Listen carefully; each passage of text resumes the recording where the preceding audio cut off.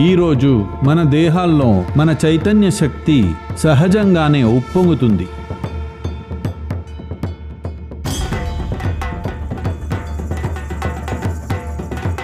ఇది కేవలం జాగరణ రాత్రియే కాక మీ చైతన్యాన్ని జాగృతం చేసుకునే రాత్రి కావాలి.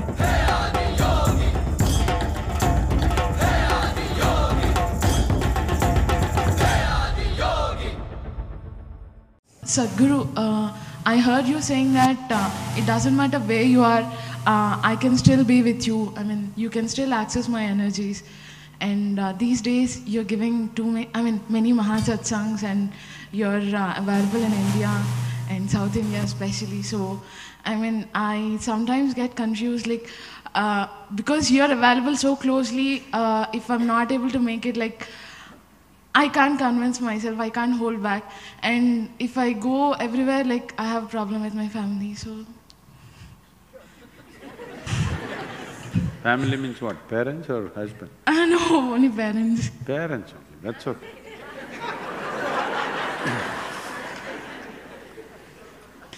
But you tell me, I mean, like,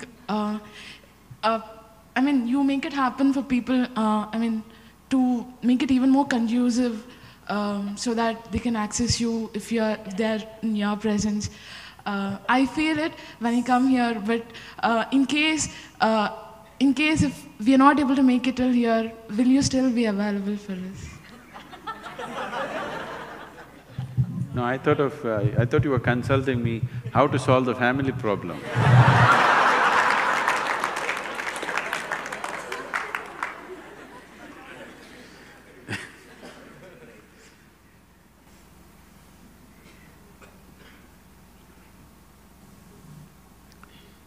Saying,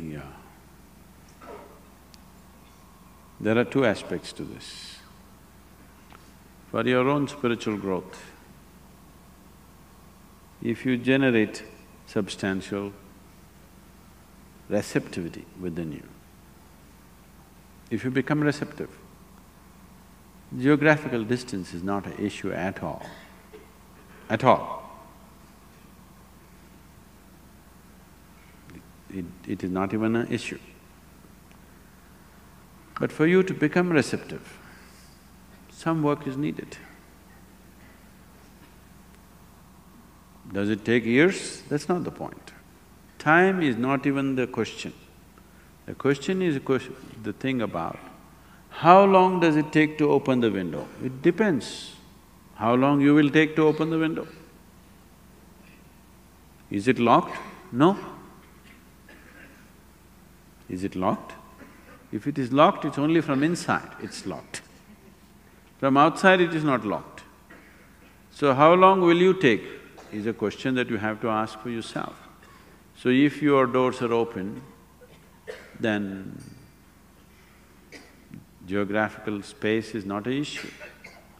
But now this question is coming from a thing that you're unable to take steps that you wish to take in your life. If you have children, you have a 20-year project, you have to take care of it. All of you already… project on. Now you have a 20-year project, it's not for you to decide halfway down, shall I dump my children and walk away somewhere? That doesn't arise, you have to see through that. If they do well, 20-year project. In case they don't do well, lifelong project. Yes or no? So, for you, don't be a lifelong project for your parents. Show that capability that you will be well wherever you go, you will take care of yourself, you will not do something stupid. Give them that confidence and they will be okay.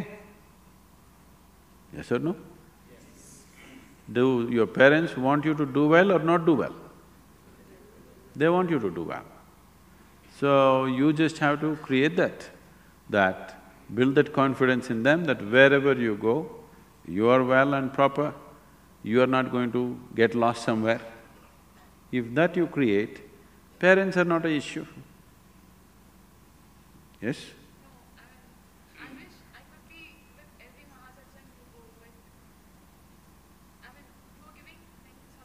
All right. I'll give you a roadmap.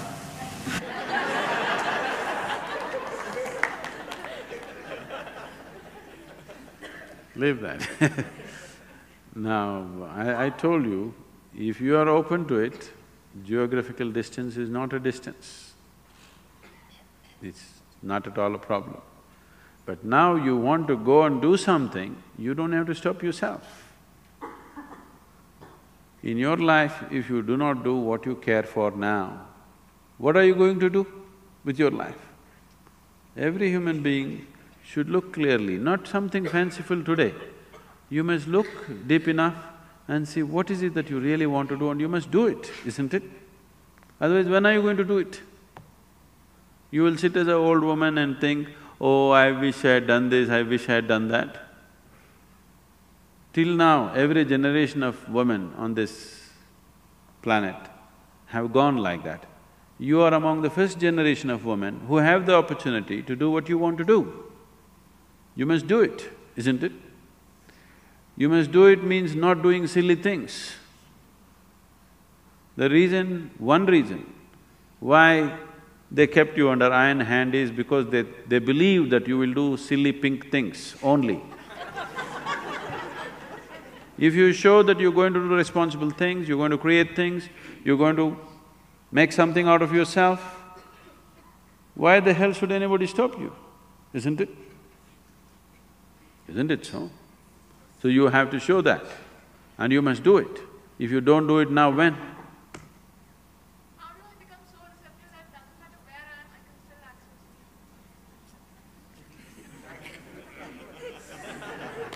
access you? Okay. Then you must come for some time and do sadhana. That is not possible. Okay, you do sadhana at home only, let's see how it works. It's fine. This line that I often go back to in the Bible about many being called but few chosen. It seems like a very unfair spiritual process, seems like a very undemocratic process.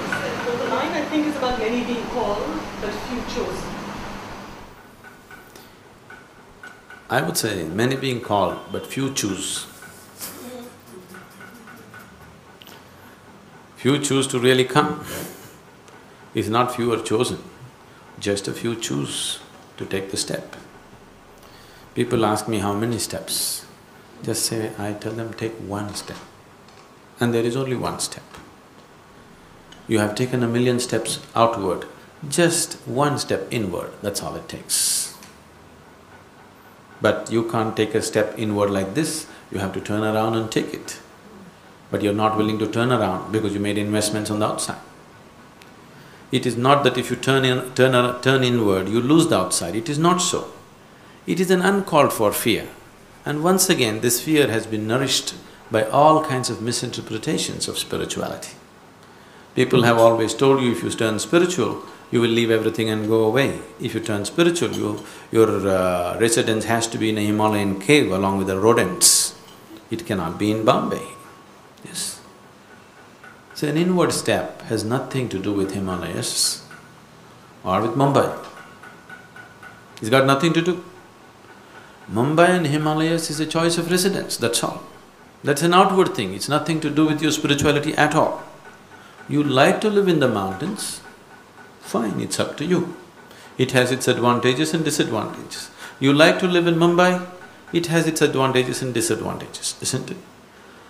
It is just that for a long time, all those people who wanted to… because there was no process of divorce in India, a lot of people chose spirituality as a way to leave their family, okay?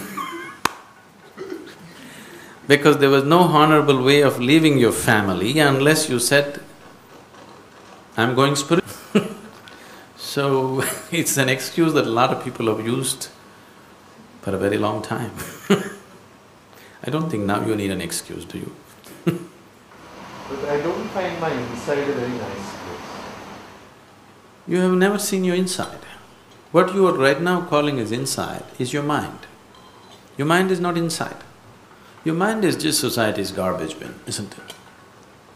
Everything in your mind you picked up from outside. Everything that is in your mind is just what you've been exposed to, isn't it so? isn't it so? So your mind is not inside, your mind is outside. Processing also. We do some processing of that garbage. You do some I processing. choose to come and sit and listen to you, but I won't choose to go and Yes. come and listen to See, you have no choice about what you take in. You have choice about what you make use of and what you don't. Yes? But even that choice is not really a choice, because that choice is also set up by something else that's gone in earlier. So you really have no great choice about it. Everything, the content of your head and the content of your body, both were collected from outside, isn't it so? You understand what I'm saying? This body you slowly accumulated. How? Just by eating food, isn't it? The content of your mind also you accumulated, just by your exposure and the impressions of what enters you through the five agencies. And these five agencies that you're using to collect the impressions of life around you, they are not reliable at all. When I say they're not reliable, one thing is, people have always told you, seeing is believing. Seeing is not believing, you know very well, everybody sees what they want to see, isn't it? Does everybody see the same thing? No, everybody sees what they want to see. Everybody does not see what is there. And going more fundamental into the very process of vision itself, even that's not reliable. Why is this so? That even something so fundamental is questionable is, sense organs were opened only to serve survival. They are sufficient instruments of survival. But if you're seeking something beyond survival, now you're talking enlightenment, which is not a survival process. Once you're looking at something beyond survival, then sense organs are no good. You have to have another dimension of perception. So the whole process of spirituality is just about enhancing your perception. Unfortunately, if I use the word spirituality, people think they'll have to do Ram Ram or go sit in the temple or in the church or mosque, or they have to give up their food or they have to give up their clothing or something. It's not about that, it's about enhancing your perception.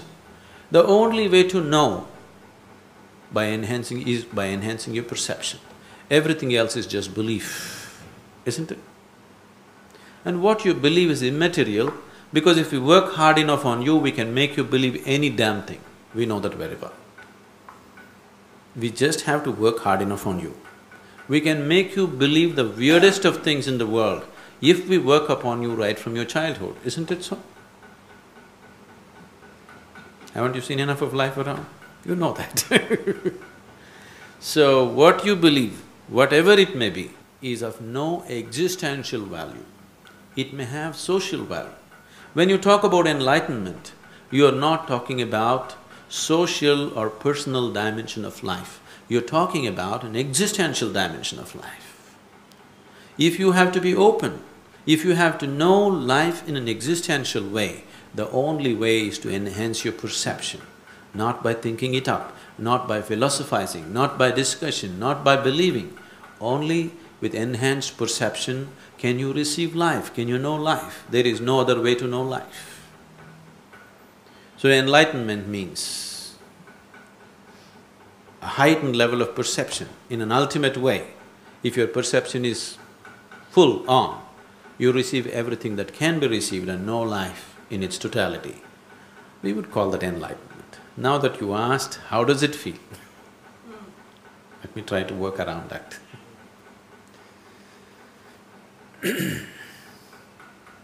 Fundamentally, it would… technically, I would say, enlightenment would be like this. If you sit here, your body is here, your mind is out there, what is me is always away from these two things. You can use the body, you can use the mind, but what is you is always a little away from these two things. If you look at life's experience, the biggest limitation upon you right now is your body and your mind. But the only two possibilities in your life are also your body and mind. Yes? The only possibility to exist here is just your body and your mind. At the same time, the biggest limitations upon you are also your body and mind, isn't it? The source of all suffering that any human being may know is his body and mind, isn't it so? Is there any other suffering? all the suffering in the existence, all the human suffering on the planet, the manufacturing unit is in your mind, isn't it so? If you have a little distance from this body and mind, now once you have a clear experience that you are free from suffering, once there is no fear of suffering, how would you live here? Every step that you take right now is half a step, because there is a fear of what will happen to me, what will happen to me, what will happen to me. If you carefully observe your life, I would say, for a majority of the population, at least 90% of their life is dedicated to their security. Their life, the steps that they take in their life are not being taken in search of joy or love or freedom or anything. It is always in search of security, isn't it so?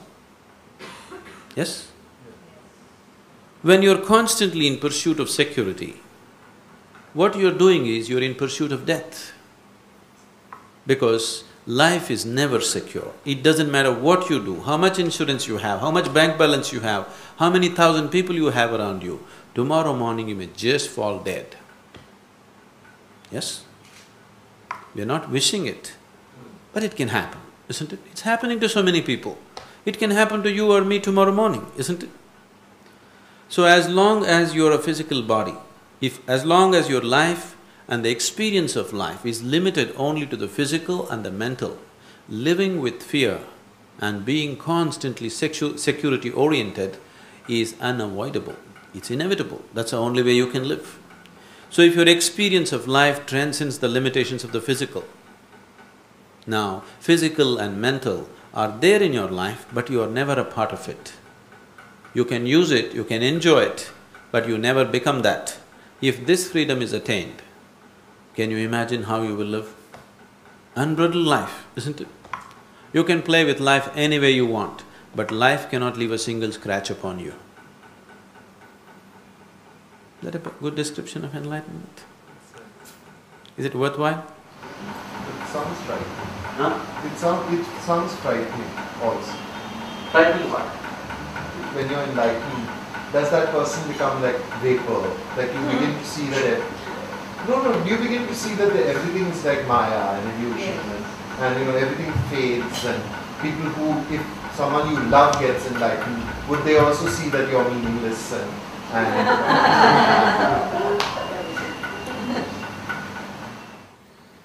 You should ask people around me whether I love them or my involvement with them is more or less than anything that they've known in their life with anybody. With thousands of people, I'm very deeply, passionately involved. If you're free from suffering, if you're free from the fear of suffering, would you hesitate to involve yourself in life, or would you throw yourself into life? Right now you're hesitating. Right now most of you are made like this. If somebody suddenly smiles at you on the street, you hesitate. Why is this man smiling at me? Because you're afraid what would be the consequence of that. Fundamentally you're afraid tomorrow it may hurt me, tomorrow something else may happen to me out of this, isn't it?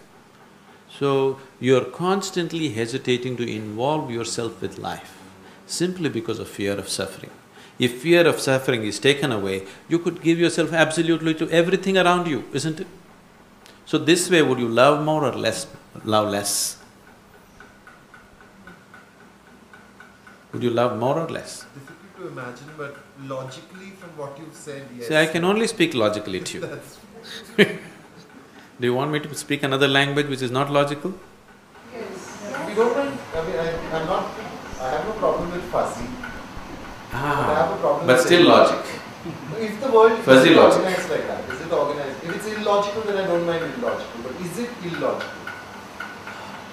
See, logic means to carry on any kind of logic, you need you and me to have a logical speech. When you say enlightenment, you're talking about one. Now, the modern science is a logical development. But today, physics has reached a point where it's no more logical, because the scientists have made too much investment in logic and they're unwilling to admit that they're turning illogical, they're giving the name fuzzy logic to their illogical nonsense.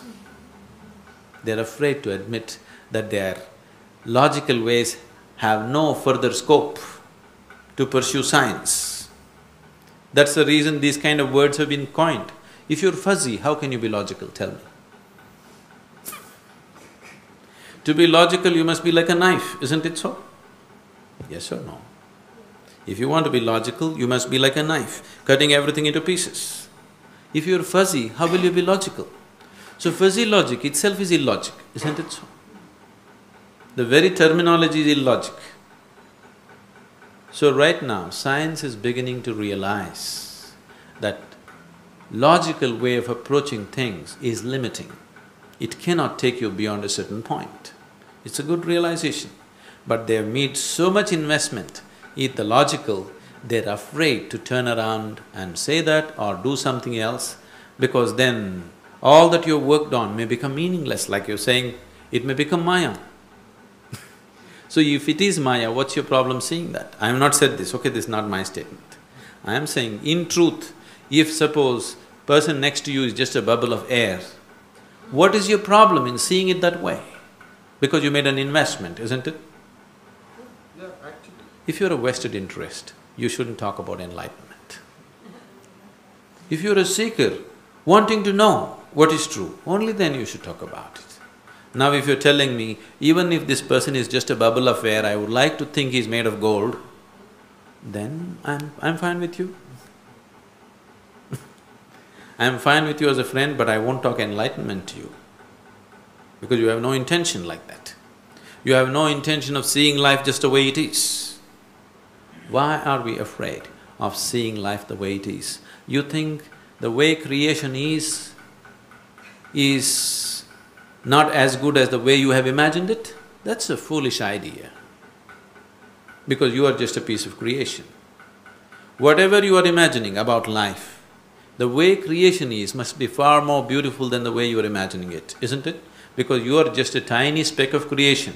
If you can think up so much, what created you must be much, much more, isn't it so? At least is it logical to see it that way? And I see my mind as a fractured, fissured place with great capacity for violence. And therefore, extrapolating from that, my inventor could well have been demented, and the whole world, the whole of creation might not be benevolent, and that frightens me. And that's why I want him to be not a bubble of air. Now, you need to understand this. Only the fundamentals of life were created by whatever you refer to as the creator. The rest of it is your creation. If you have a demented mind, that is definitely your creation. You already told me that no matter what information gets into me, I still have a choice of processing it the way I want. So right now, if it has processed itself to a corner where it's become violent, whose creation is this? Whose creation is this? It's your creation, isn't it? So it's got nothing to do with the creator as such. Whatever the existence right now around you, whatever you have seen, whatever created this, is it far beyond your intelligence and imagination? Yes? Is it well beyond it? Even a single atom, is it well beyond your perception and understanding and intelligence right now? Yes or no? So, such a magnificent creation that you can't even understand a tiny bit of it properly, could it be wrong?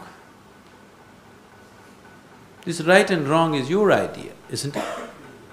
The only right thing to do is to be in tune with the existence and the creation, isn't it? Now, you are not living in the world, you are not a living being, because 95% of the time, you're only thinking about life, you're not living life. Whatever you're thinking, you're beginning to believe is life, unfortunately. What you think is not life. What you think has nothing to do with life. You can think whatever you wish to, but it has nothing to do with life as such. ఈరోజు మన దేహాల్లో మన చైతన్య శక్తి సహజంగానే ఉప్పొంగుతుంది.